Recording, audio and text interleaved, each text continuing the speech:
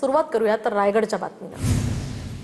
रायगडमधील खड्डे बुजवण्यासाठी पेवर ब्लॉकचा वापर नको, पेवर ब्लॉक ऐवजी नवीन तंत्रज्ञान वापरा, मंत्री आदिती तटकरे यांची प्रतिक्रिया। तर पावसाळ्यामध्ये डांबरापेक्षा पेवर ब्लॉकचा पर्याय बरा, मंत्री भरत गोगावलेंचं वक्तव्य। रायगडमधील खड्डे बुजवण्यासाठी पेवर ब्लॉक वापरण्यावरून आदिती तटकरे आणि भरत गोगावले आमने सामने। महाराष्ट्राच्या रस्त्यांमुळे मला लाज वाटली, गुजरात सोडल्यानंतर महाराष्ट्रातील रस्त्यांची स्थिती फारच खराब, नंदुरबारमधील रस्त्यांच्या परिस्थितीवरून मंत्री हसन मुश्रीफ यांची नाराजी।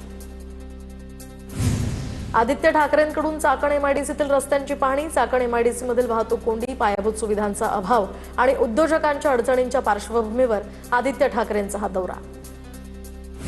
सोलापूरच्या महापालिकेसमोर जोरदार घोषणाबाजी करत नागरिकांचं आंदोलन, जुळे सोलापुरातील रस्ता ड्रेनेज प्लॉट धारकानं खोदल्याचा आरोप, तर प्लॉट धारकाविरोधात कारवाई न केल्यानं नागरिक आक्रमक।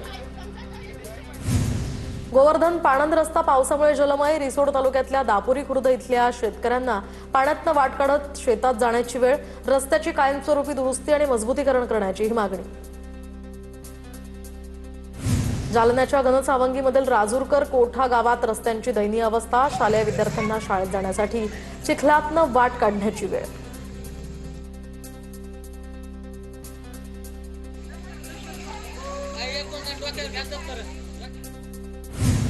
अंत्यसंस्कारासाठी वाहत्या नदीतनं ग्रामस्थांचा जीव मुठीत घेऊन प्रवास, चाळीसगावमध्ये खडकी बुद्रुक इथला हा प्रकार समोर, कमरे इतक्या पाण्यातनं मृतदेह घेऊन जाण्याची नातेवाईकांवर वेळ।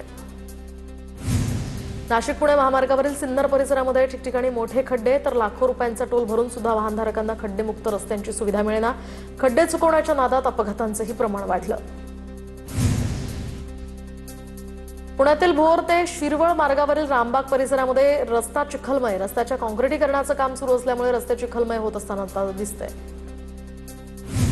सलग सुट्ट्यांमुळे पुणे बंगळुरू महामार्गावर वाहतूक कोंडी, सातारा कोल्हापूर या मार्गावर वाहतूक संथ गतीनं सुरू, पोलिसांकडून वाहतूक सुरळीत करण्याचा प्रयत्न। मुंबई पुणे जुन्या मार्गावरील खोपोलीमध्ये वाहतूक संथ गतीनं सुरू, महामार्गावर वाहनांच्या लांबच लांब रांगा, सकाळी 8 वाजल्यापासून महामार्गावर वाहतूक संथ गतीनं सुरू आहे।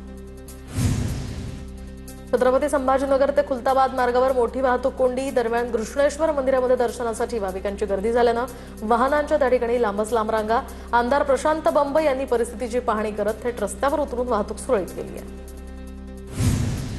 मंत्री राधाकृष्ण विखे पाटलांनी घेतली यशवंतराव गडाख यांची भेट, कट्टर विरोधक आज भेटल्यामुळे राजकारणामध्ये खळबळ, तर काही दिवसांपूर्वी विधान परिषदेचे सभापती राम शिंदे यांनी जिल्हा बँकेच्या निवडणुकीच्या पार्श्वभूमीवर गडाख यांची भेट घेतली होती। ठाकरेंच्या शिवसेनेचे विभाग समन्वयक विपिन गेहलोत यांच्यासह शेकडो पदाधिकाऱ्यांचा शरद पवारांच्या राष्ट्रवादीत प्रवेश, राष्ट्रवादीचे नेते जितेंद्र आव्हाड यांच्या उपस्थितीमध्ये हा पक्षप्रवेश संपन्न। बीडमधील पीडितेनं उपमुख्यमंत्री सुनेत्रा पवारांची भेट घेतली, केसमध्ये ब्लॅकमेल करून विवाहितेवर अत्याचार, आरोपी उमेश माने गेल्या महिन्याभरापासून फरार, आरोपीपासून मला आणि माझ्या मुलांना धोका आहे, पीडितेचा आरोप। साताऱ्यातील पोवई नाक्यावर लोकनेते बाळासाहेब देसाईंच्या स्मारकाचं अनावरण, उपमुख्यमंत्री एकनाथ शिंदेंनी ऑनलाईन पद्धतीने या स्मारकाचं अनावरण केलं, साताऱ्याचे पालकमंत्री शंभूराज देसाईंच्या प्रयत्नातून हे स्मारक साकारण्यात आलंय। जळगाव महापालिकेतील भाजपचे स्वीकृत नगरसेवक रमेश मतानी यांच्या निवडीवर आक्षेप, महापालिकेचे थकबाकीदार असताना निवड झाल्याची जितेंद्र कुकरेजा यांची आयुक्तांकडे तक्रार, स्वीकृत नगरसेवक रमेश मतानी यांना अपात्र करण्याची कुकरेजा यांची मागणी। शिंदेचे आमदार शरद सोनवणेंची पत्रकाराला धमकी, तर 15 ऑगस्ट होऊ द्या, नंतर मी आणि ते आहेच, माझ्यावर पहिल्यापासून खूप कलमं आहेत, शिंदेचे जुन्नरचे आमदार शरद सोनवणेंची भर सभेत धमकी। नाशकात सिंहस्थ कुंभमेळ्याचे 10 पैकी 8 कंत्राट राज्यातच, बहुतांश काम गुजरातच्या कंत्राटदारांच्या घशात घातल्याचा आरोप झाल्यानंतर आता हे स्पष्टीकरण। पुण्यामध्ये ध्वजारोहण कार्यक्रमात आसन व्यवस्थेवरून नीलम गोऱ्हेंची नाराजी, लोकप्रतिनिधींना योग्य सन्मान दिला जात नाही, गोऱ्हेंचा प्रशासनावर आरोप, तर अधिकाऱ्यांसोबत त्यांच्या पत्नी पहिल्या रांगेत, मुख्यमंत्री फडणवीसांकडे विषय मांडणार निलम गोऱ्हेंचा संताप। धाराशिवचे पालकमंत्री प्रताप सरनाईकांनी एसपींना झापलं, तर ध्वजारोहणावेळी आंदोलन आणि चोरीच्या घटना हे तुमचं फेल्युअर, सरनाईकांनी पोलीस अधीक्षक रितू खोकर यांना सुनावलं।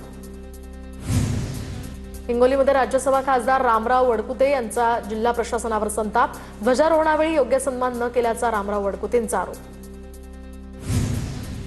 रायगडच्या अलिबाग तालुक्यातल्या झिराड या ठिकाणी स्वातंत्र्य दिनानिमित्त माजी सैनिकांचा सन्मान करण्यात आला। यावेळी मंत्री भरत गोगावले, आमदार महेंद्र दळवी उपस्थित होते। तर या कार्यक्रमाला पंचक्रोशीतील नागरिक आणि तरुण-तरुणींनी सुद्धा उपस्थिती लावली आहे। 80व्या स्वातंत्र्य दिनानिमित्त अजित पवारांच्या राष्ट्रवादीचे नेते प्रबोध डावखरे यांनी अनाथ आश्रमामध्ये ध्वजारोहण केलंय। ठाण्यामध्ये आजच्या दिवशी विविध सामाजिक उपक्रम राबवण्यात आले। तर याचवेळी छत्रपती शिवाजी महाराजांना अभिवादन करत वृक्षारोपणही करण्यात आलं। नाशिकच्या जिल्हाधिकारी कार्यालयासमोर रिंग रोड बाधित शेतकऱ्यांचं आत्मक्लेश आंदोलन। मुख्यमंत्र्यांसोबत बैठक घेण्यात यावी अशी शेतकऱ्यांची मागणी। रिंग रोड करत असताना भूसंपादनातील शेत जमिनींना योग्य भाव देण्याची ही मागणी। गडचिरोली आणि विमानतळ जमीन अधिग्रहणाविरोधात शेतकऱ्यांचे चरखे पे चर्चा या ठिकाणी आंदोलन सुरू। तर शाळकरी विद्यार्थ्यांनी या आंदोलनाला पाठिंबा दिला। गेल्या 8 महिन्यांपासून 4 गावातील शेतकऱ्यांचा लढा सुरू आहे। तर हिंगोली डीपीडीसीची बैठक सुरू असताना शेतकऱ्यांची घोषणाबाजी। शक्तीपीठ महामार्ग रद्द करा म्हणत शेतकऱ्यांची जोरदार घोषणाबाजी। पालकमंत्री नरहरी झिरवाळ, 2 खासदार, 3 आमदार बैठकीला उपस्थित। तर ग्रामपंचायतीनं ग्रामसभा घेतली नसल्यानं गावातील नागरिक आक्रमक। अमरावती जिल्ह्यातील पळसखेड या गावातील हा प्रकार। तर ग्रामसेवक सरपंच कुणीच न आल्यामुळे नागरिकांनी ग्रामपंचायतीला लावलं कुलूप। अमरावतीच्या उत्तमसरा गावामध्ये तरुणांचे पाण्याच्या टाकीवर चढून आंदोलन। जिल्हा परिषद शाळेतील भ्रष्टाचाराची तक्रार करून सुद्धा कारवाई न केल्यामुळे तरुणांचं आंदोलन। पुण्याच्या भोरमधील भाडगर धरणाच्या पाणलोट क्षेत्रामध्ये पोलिसांकडून वृक्षारोपण। नदीघाट आणि गणपती विसर्जन स्थळाची माहिती घेत नागरिकांना सूचना। तर नाशिकच्या तपोवनातील वृक्षतोडीला 8 डिसेंबरपर्यंत ब्रेक। वृक्षतोडी विरोधात राष्ट्रीय हरित लवादातील सुनावणीमध्ये वृक्षतोडीवरील निर्बंध कायम ठेवलेत। वसई विरारमधील विकास कामांच्या श्रेयवादावरून जनता दरबारात आजी माजी आमदारांमध्ये जुंपली। तर वाढीव पाणीपट्टीच्या प्रश्नावरून आमदार राजन नाईक आणि माजी आमदार हितेंद्र ठाकूर भडकले। कल्याण डोंबिवलीमधील रिक्षा चालकांची मराठी शिकण्यासाठी वेळ वाढवून देण्याची मागणी। रिक्षा चालकांसाठी 23 तारखेपासून मराठी प्रशिक्षण सुरू केल्याची प्रतिक्रिया। तर 18 तारखेपासून राज्यामध्ये रिक्षा चालकांसाठी मराठीची सक्ती। 2 दिवसांच्या विश्रांतीनंतर भंडाऱ्यामध्ये पावसाची हजेरी। जोरदार पावसानं हजेरी लावल्यामुळे शेतकऱ्यांना मोठा दिलासा। तर नंदुरबारच्या तापी बुराई योजनेच्या भूसंपादनावरून शेतकरी आक्रमक। मोबदला कसा देणार याच्या लेखी आश्वासनांची मागणी। मोजणीची नोटीस न दिल्यामुळे भूसंपादन प्रक्रियेवर शेतकऱ्यांचा आक्षेप। वाशिम कृषी उत्पन्न बाजार समितीमध्ये सोयाबीनच्या दरात घसरण। दरम्यान आठवड्याभरात सोयाबीनचे दर 500 रुपयांनी घसरले। नाशिकच्या लासलगाव कृषी उत्पन्न बाजार समितीमध्ये डाळिंब लिलावाला सुरुवात। 2200 रुपयांपर्यंत डाळिंबाला दर। तर नाशिकसह अहिल्यानगर, छत्रपती संभाजीनगर या ठिकाणाहून डाळिंबांची आवक। योग्य प्रतवारी केल्यास चांगला दर मिळणार, व्यापाऱ्यांचं आवाहन। जळगावच्या सराफा बाजारामध्ये सोनं आणि चांदीच्या दरात मोठी वाढ। सोन्याचे दर 2000 रुपयांनी तर चांदीच्या दरात 4000ची वाढ। सोन्याचे दर आता जीएसटीसह 1,57,000 रुपयांवर, तर चांदीचे दर जीएसटीसह 2,46,000 रुपयांवर पोहोचले। भाजपचे प्रदेशाध्यक्ष रवींद्र चव्हाणांनी हर घर तिरंगा अभियानामध्ये सहभाग घेतलाय। डोंबिवलीमधील निवासस्थानी हाती तिरंगा घेत वंदे मातरमच्या घोषणा। तर चव्हाणांच्या पत्नी आणि दोन्ही मुलांनीही तिरंगा फडकवलाय। स्वातंत्र्य दिनानिमित्त जेजुरीमधील खंडोबाच्या मंदिराला आकर्षक सजावट।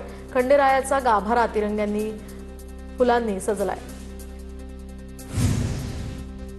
स्वातंत्र्य दिनी मीरा भाईंदर, वसई विरार पोलीस दलातील 25 पोलीस अधिकारी आणि अंमलदारांचा सन्मान। तर केंद्रीय गृह मंत्रालयाकडून दीर्घकालीन आणि निष्कलंक सेवेसाठी अधिकारी कर्मचाऱ्यांना अतिउत्कृष्ट आणि उत्कृष्ट सेवा पदक जाहीर। वर्ध्यामध्ये भटक्या कुत्र्यानं तब्बल 19 जणांना चावा घेतला। तर वर्ध्यातील बस स्थानकासमोरची ही घटना। 18 जणांना उपचारानंतर डिस्चार्ज। तर एकावर उपचार सुरू असून त्याची प्रकृती स्थिर। भटक्या कुत्र्यांचा बंदोबस्त करण्याची नागरिकांची मागणी। कोल्हापूर अर्बन बँकेच्या 8 संचालकांना अपात्र करण्याच्या मागणीसाठी आत्मदहनाचा प्रयत्न करताच पोलिसांनी सभासद संजय कुमार वाळके यांना रोखलं। तर सहकार विभागाच्या निर्देशांनंतर सुद्धा कारवाई होत नसल्याचा वाळकेंचा आरोप। पुण्यामध्ये पुन्हा कोयता गँग सक्रिय। स्वातंत्र्य दिनाच्या मध्यरात्री डेक्कनमध्ये राडा। तर फ्लाइंग जिप्सी कॅफेमध्ये एकावर कोयत्यानं वार करून गंभीर जखमी केलं। हल्ल्यानंतर सर्व आरोपी घटनास्थळावरून पळून गेले।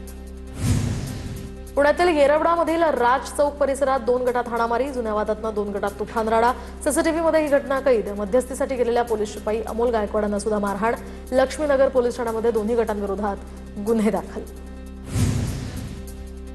तर अहिल्यानगरमध्ये वाहतूक पोलिसांच्या अंगावर कार घातल्याचा प्रकार। पोलीस वाहनांची तपासणी करत असताना कार अंगावर घातली। या घटनेनंतर कार चालक पळून गेल्याची ही माहिती।